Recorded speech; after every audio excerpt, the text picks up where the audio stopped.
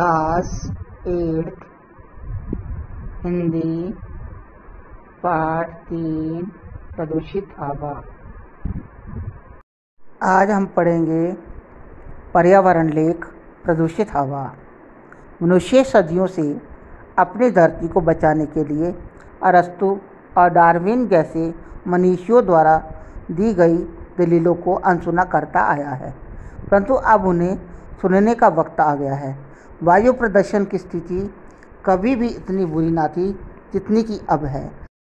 औद्योगिक प्रगति से हमें काफ़ी लाभ मिला है, लेकिन हमें ये सुनिश्चित करना चाहिए कि जिस हवा में हम सांस ले रहे हैं वह दूषित तो नहीं है। हम में से कोई 3 दिसंबर 1984 को भोपाल में हुई उस भयानक औद्योगिक दुर्घटना को नहीं भुला सकता। यूनियन कार्बाइड द्वारा संचालित संयंत्र से निकली प्राणघातक गैस वातावरण में फैल गई। उससे वहाँ के 4000 निवासियों को मौत की नींद सुला दिया और शहर में जो बचे थे उन सारे लोगों को अंधा व अपंग बना दिया। भोपाल में नहीं, अब पूरे शहर में, हर प्रांत में और धरती के हर हिस्से में इस तरह की गंभीर समस्या का खतरा मंडरा रहा है। हर रोज़, हर पल हम प्रदूषित हवा में सांस ले रहे हैं और वायु प्रदूषण का शिकार हो रहे हैं। मनुष्य भोजन के बिना 1 महीना जी सकता है, पानी के बिना 2-3 दिन, परंतु सांस के बिना 1 मिनट भी जिंदा नहीं रह सकता। यह अनुमान लगाया गया है कि एक वयस्क व्यक्ति प्रतिदिन औसत 1.5 किलोग्राम खाना खाता है और लगभग 2 लीटर पानी पीता है, परंतु इसकी तुलना में हम सांस लेकर प्रतिदिन लगभग 15 घन डेसीमीटर वायु का आदान प्रदान करते हैं। इसलिए निश्चित है कि प्रदूषित पानी या संदूषित भोजन की तुलना में प्रतिदिन सांस लेने के साथ हमारे शरीर में पहुंचने वाले प्रदूषकों की मात्रा कई गुना अधिक हो जाती है। नई प्रौद्योगिकियों के प्रसार के कारण पैदा होने वाले उत्पादों से हमारी वायु जहरीली होती जा रही है। वायु प्रदूषण कोई नई बात नहीं है, परंतु वायु प्रदूषण का प्रसार और उसकी भयावहता ही नया मुद्दा है। आजकल शहरी क्षेत्रों और ग्रामीण क्षेत्रों में अनेक उद्योग स्थापित हुए हैं। इनमें से अधिकांश उद्योग चिमनियों से धुआं उगलते हैं। ये धुआं कहाँ जाता है? दिखने में तो ये जल्दी ही गायब हो जाता है, मगर वास्तव में ये कभी गायब नहीं होता। इसके विपरीत वह वातावरण में घुल मिल जाता है और उसे प्रदूषित कर देता है। हम जहरीली गैसों, राख और मिट्टी के कणों से युक्त इस दूषित हवा में सांस लेते हैं और अनजाने में ही हमारे फेफड़ों में धीरे धीरे प्रदूषक तत्व इकट्ठे होते जाते हैं।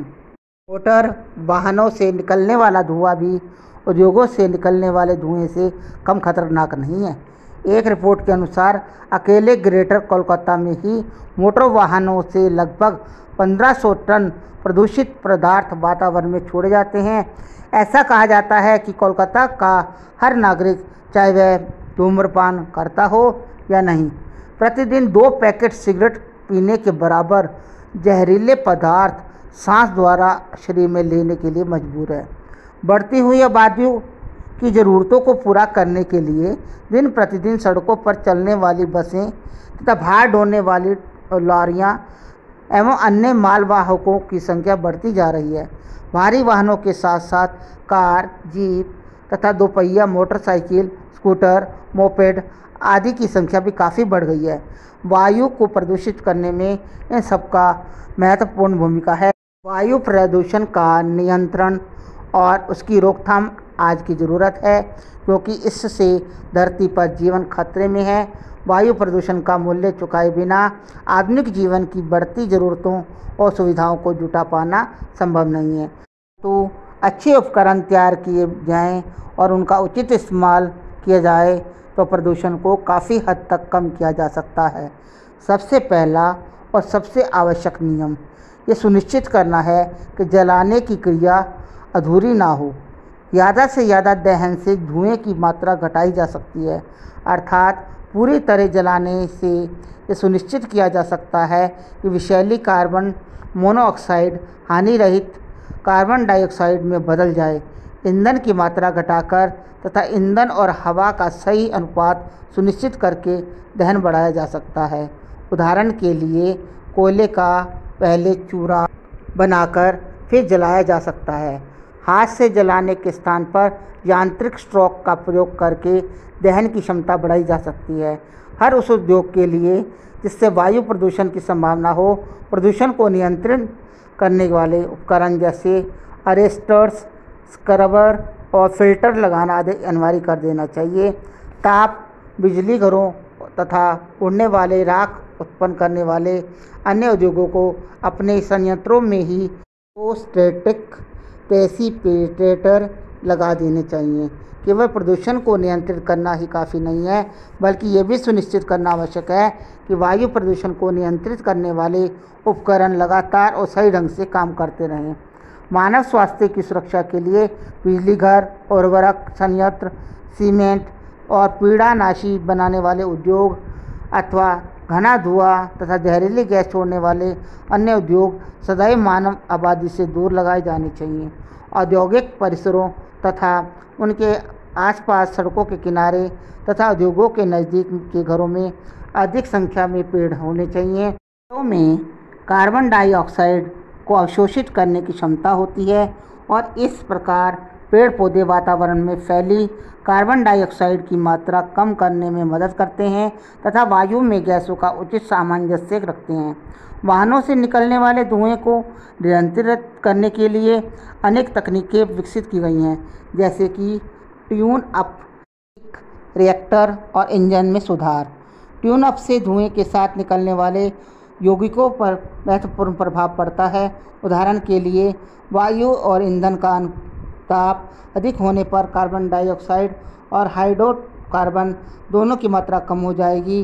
कैटेलिटिक रिएक्टर जहरीली कार्बन मोनोऑक्साइड को हानि रहित कार्बन डाइऑक्साइड में ऑक्सीकृत कर देते हैं और इस तरह नाइट्रोजन ऑक्साइड को नाइट्रोजन में बदल देते हैं। ईंधन में सुधार के कुछ अपने विशेष लाभ हैं।